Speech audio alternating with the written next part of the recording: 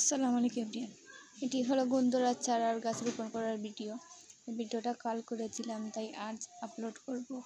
তাই এভাবে আমি মাটি গাছ রোপণ করার কিন্তু সার দিতে পারিনি, বৃষ্টি হচ্ছিল পারে, তাই মাটিও মেশাতে পারি না, দিতে পারি না।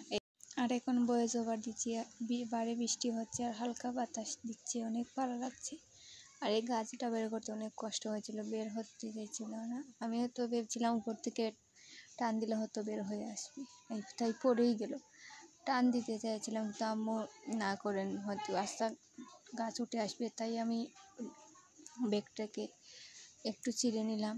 অনেক কষ্ট হচ্ছিলো, এই ব্যাগগুলো কিন্তু চিড়তে অনেক কষ্ট হয়। আমি কাঁচি চারাই হাত দিয়ে অনেক কষ্টে ব্যাগটা চিড়ছিলাম, অনেক কষ্টে ব্যাগটা চিড়ে এবার গাছটাকে বের করে, আর মাটিও নরম হয়ে গিয়েছিল, তাই সহজে বের হতেও চেয়েছিল না। এভাবে বের করে নিলাম, আমি তো বের করে নিচ্ছি। আর গাছ রোপণ করতে কিন্তু আমার অনেক ভালো লাগে। এখন অনেক গাছ কম কেনা হয়, তাই রোপণের ভিডিও কম দেওয়া হয়। এভাবে বের করে আমি রোপণ করে ফেলছি। এর থেকে কিন্তু গোবর সারও দেওয়া হয়নি, পরে দিয়ে হয়তো দেওয়া হবে, দিলে আপনাদের সাথে শেয়ার করব। এভাবে আমি গাছটিকে রেখে দিলাম সোজা করে, তারপর আরও মাটি দেব। মাটি আমার একটা ব্যাগে আমি এনে রেখে দিই, আর গাছ রোপণের সময় সেখান থেকে মাটি আনি এভাবে। তাই মাটি আনতে গেছিলাম, তো মাটি এনে এখন গাছের আর আমি লং ভিডিও ভয়েস দিতে পারি না, মানে কোনটার পরে কোনটা বলবো আমি ভুলে যাই, তাই অনেক ভুল হয়, জানি। ভুলগুলো ক্ষমা করে দেবেন। আমি ইনশাল্লাহ চেষ্টা করছি শেখার, আস্তে আস্তে শিখতে ফেলবো।